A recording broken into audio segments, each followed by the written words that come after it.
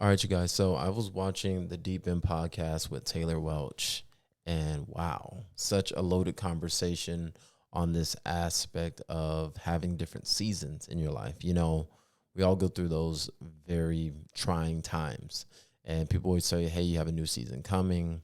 And a lot of people, they look for medium sorcerers like a prophetic word, something to just give you some beacon of hope. But their perspective on seasons, having people speak of your life, this aspect of how God really sanctioned Elijah in the Bible is just groundbreaking. So I want to go over this clip. Let's talk about it. Let's discuss it, and let's get into it.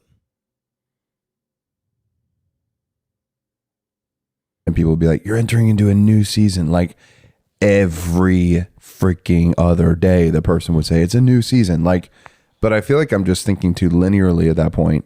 What would you say to somebody like me who's like, man, it's like, I just want to live in the season that I'm in now. Like, how do you think about that? Because it seems like there's multiple things happening at once. Yeah. I mean, like, does that make sense, or is that too in the clouds? Yeah, like what do you focus on? Yeah, because you're like, dude, I'm in this season. Like my season hasn't changed. But then also at the same time, it has changed. But I just want to be in the season. We were like, you're a new season. But it's like, bro, I'm in a season right now. Like I'm in the middle of it. Like, let me just do it well. Yeah. You know what I'm saying?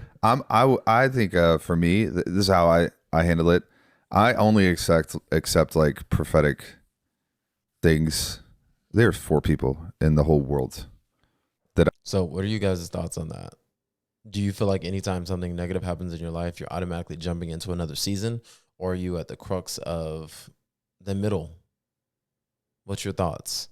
For me, I feel like anytime God starts removing things out of your life and starts showing you ounces of something different, he could be nudging you towards that new thing that he wants you to do, that he wants you to pursue, that he wants you to chase, that he wants you to put your time and energy into. And there's also some times where things just dry up and then they improve in that exact same business or job or whatever it may be. So very interesting. But Taylor's perspective is when he's looking for something prophetic, he only trusts about 4 people for a prophetic word, which makes sense in essence. But let's see what he says. Would actually kind of receive prophetic the words from on, especially on timing. And dude, one of our clients just messaged me the other day because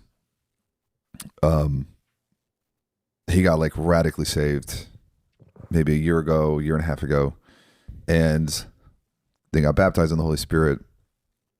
Holy Spirit started talking to him. He's got a serious gift of evangelism and like revival. Oh, let's go. And he doesn't know what he's doing. He has no idea. So the Holy Spirit's just like, go to this person, tell him this. And he'll do it, start crying. So he's very on point. Like he hears very clearly. Yeah.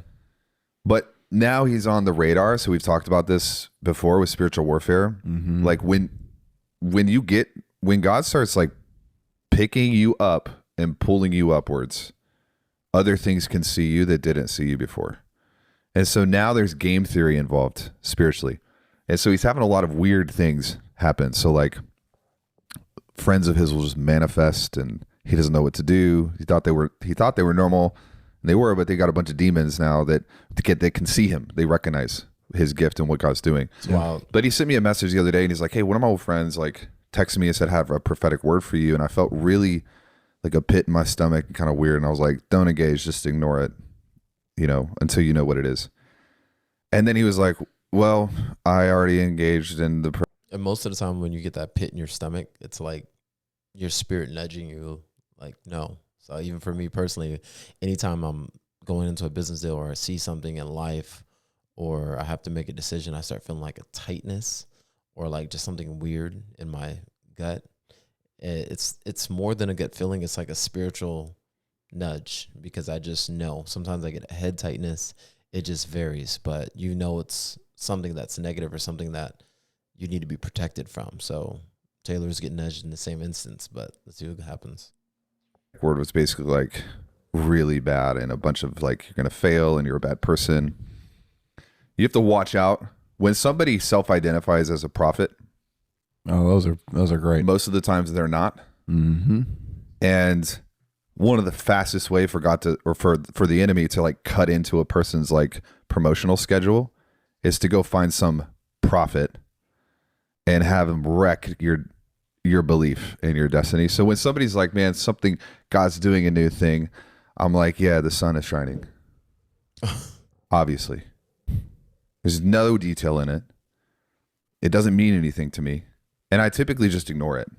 So when people send me Instagram messages or whatever, and they're like, hey, I really feel like I have a word for you, I never respond to them. If God's not big enough to give me a prophetic word from the people that God's put in my life, what does that say? Mm-hmm. So it's not that I'm like cynical about it, but I would be really careful when somebody waltzes up and is like, God's doing something new. It's like, prove it. Mm-hmm. Prove it. Yeah, that's absolutely true. And that's wisdom. Anytime, and I'm always weird when I hear people say, you know, God told me to tell you this, or the Lord is saying this. It's can be very, very, very distorted because we have our own emotions. We have things that we think. And sometimes when you aren't in that word as much as you need to be, it can be, I would say, the word can be distorted. You can get a message from God, but we can put our message that we have in our own head and our own thoughts and our own subconscious mind, and we can blend the two and make it very, very, very difficult. Because for a fact, I know I get words for people in my life all the time, but I never say clearly like, hey, this is from the Lord or different things. I just know when certain things drop in my spirit and I continue to flow and I'm saying a bunch of different things that I know that aren't my thoughts. I know that's when God is using me to tell someone something very specific. So with this aspect of understanding your season, you don't want to just let anybody speak over your season and send that spiritual frequency out over your season, because God could be revealing something to you specifically, and he could use people in your life. Like Taylor's very specific, and I love that because he has parameters around who or what he's going to receive and how he's going to receive it. Obviously, God can work around our own parameters, and he can work a new thing in a bunch of different ways and use different people and use anybody. But just blindly accepting a word from anybody is not operating in wisdom. God will tell me, God will use one of the people that he's put around me for accountability and for these purposes. That's the point of them. Yeah. And most prophets are literally giving words because they want to promote themselves. Mm-hmm. So you ain't a prophet. You are Delilah incarnate. You're Python. I love that. So I'm just not going to listen to you. That's how it typically, which sounds really walled up, but I'm like, man, God can communicate to me through the systems that he's already shown. In fact, dude, when the angel of the Lord came to the mother of John the Baptist and gave the prophetic declaration, she told her husband, you know what her husband said? He was like, he just didn't believe it. He said, go tell the angel to come back and tell me. It's like, there were some things that he didn't do correctly because he didn't believe the angel either. But the angel came back. The angel honored the system because he's like, you're right. Like the man is the head of this household. I told the wife, so I need to come back and tell the man. So God will always honor that system. So I have a set of people around me who have been installed and placed so that they can tell me what God is saying. And if even if it's a good prophetic word, they go through some weird back door, no, send it to Dale. I'll listen to Dale. And God will do that. Mm-hmm. Because half the problem with even Micaiah, with Ahab, is all of the prophets around Ahab, prophets, had a lying spirit, that they were prophesying from a lying spirit to Ahab. Nice. You can't even trust like the prophets that are installed sometimes. Like you have to really make sure God is following the system he's given you ahead of time. Does that answer your question at all or no? Yeah. It's to me, it's interpretive of like, make sure you got the right people ahead of you and fathering you. Make sure those are open. Make sure you're humble, open to correction. But when you do receive correction, make sure it's the right correction, and then have enough people in that seat of they can hear from Holy Spirit. So it's, if one of them happens to be off, the other three will confirm it. Yeah, 100%.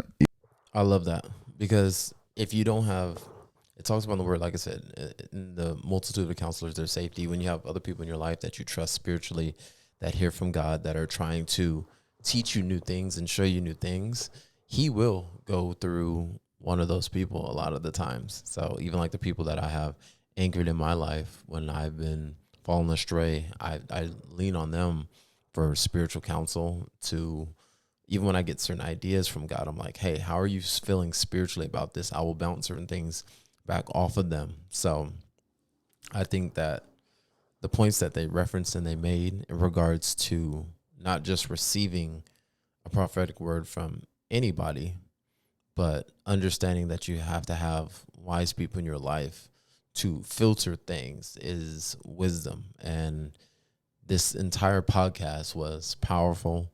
It is amazing. I suggest all of you guys listen to the full podcast.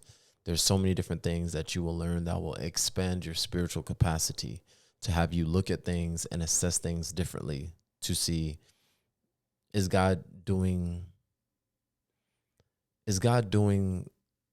something new with me, or is he doing something similar to some of these characters in the word?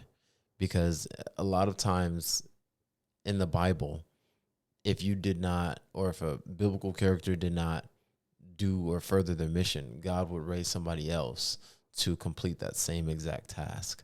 So if you don't do the purpose that he put on this planet for you to do, who else is he going to have do it? Is he raising someone else to do it? So I would say get in alignment with what you're supposed to be doing in your life and chase it. So back to this video. Makes it a lot easier. 100%. So everyone's going to watch this, and now they're going to start sending you prophetic words because they know that I listen to you. But just don't. Leave Dude, Jake alone. Heather was laughing over there because she gets so many emails of this thing, or God told me I need to talk to Taylor today, or God told me I need to talk to you, Jake, about this thing that Taylor, like, anyways, Elijah. Okay. So Elijah, Like he was saying, it can just get so saturated with people just thinking that they're getting those words. So just filter them out. Very simple, straight to the point.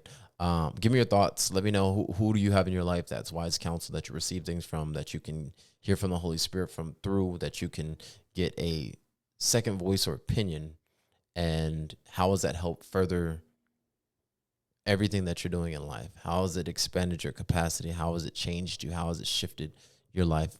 And let me know. I want to hear your comments. I want to hear your thoughts on this podcast in general, on this clip, and let's talk about it. And yeah, got a lot more videos coming, so you guys stay tuned.